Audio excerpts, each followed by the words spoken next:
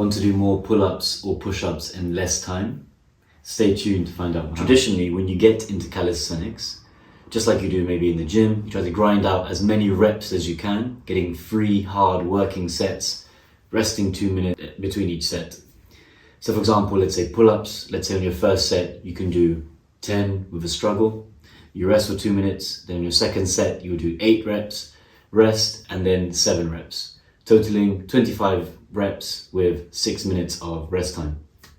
Now, using the ladder technique, say 1 to 7, you could get 28 reps, and assuming you only rested approximately 30 seconds between each set, 3.5 minutes of rest time. So that's 12% more volume with 40% less rest time. So how can you do this? So we'll look at the ladder technique. A ladder is a series of ascending steps with a constant load. For example, using pull-ups, you will do 1 pull-up, rest, 2 pull-ups, rest, 3 pull-ups, rest, and so on. Let's say up to 10. That will be 1 ladder. And then you start again from the beginning, 1, rest, 2, rest, and so on up to 10, 8, 6, depending on what you can manage. Using this method of not maxing out and doing fewer reps than you're capable of each set, maintaining good form, you can end up getting more volume in a shorter amount of time. Now, with regards to the rest period, as you get higher up the ladder, you'll be taking more rest than when you are at the start of the ladder. So for example, when you're doing 1, then 2, then 3, you won't need as much rest when you're doing 8 reps, 9 reps, 10 reps. So to manage this, when you're training by yourself solo, for each rep that you do in a set, that's how many deep breaths you take in the rest. So if you do 2 pull-ups, you will take 2 deep breaths on your rest. If you're doing 3 pull-ups, you will take 3 deep breaths, and so on. Now, if you're training with a partner, and this is a great technique when training with somebody else, their set becomes your rest.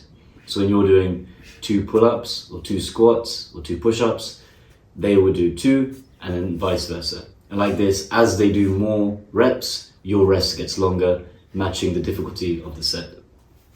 Now, there are a few different ways you can use these ladders. The one that I actually opt for is a descending ladder.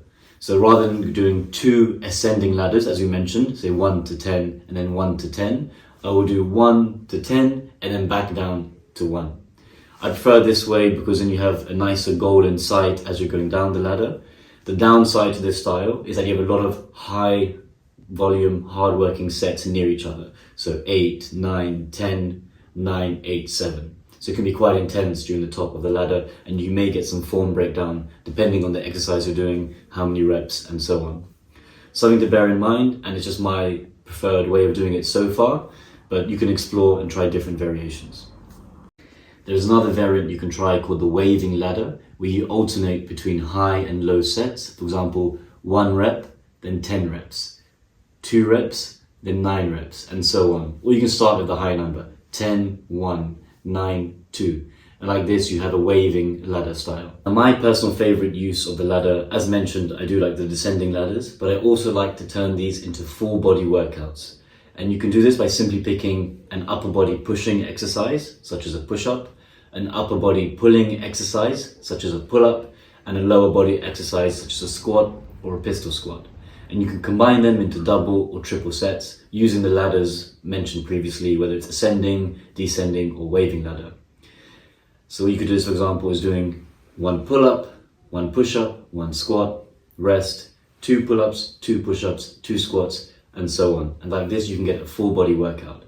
One caveat that I would like to mention is I adjust the reps based on the exercise. For example, 1 pull-up is much more difficult than 1 push-up for me.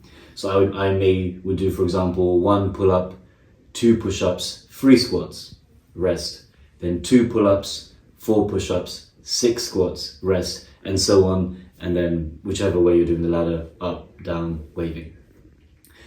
And like this, you can get a full body workout without much prior knowledge or education on programming. Is this the most effective way to train? Arguably not. Is this a way to easily get training in without having to do much research? Just 3 exercises, a pull-up bar and the floor? Yes. So it's a great way of removing the barrier to entry for training and you're getting a full body workout in. And you can try any pulling, any pushing, and any lower body exercise and working them out in this full body ladder. For potential critiques of this system is that you may not have enough working sets. For example, when you're doing sets of 1 or 2 reps. So if you prefer intensity over overall volume, this may not be the best training style for you. On the way that I'm training currently, link on this here, I'm prioritizing intensity over volume and only training once a week. However, that being said, I found this to be a fantastic way to remove the barrier to entry to training and not requiring much knowledge. Or even now, if I feel fresh, say after a climbing session, I may do a quick ladder of 1 to 5 of pull-ups and dips in a superset.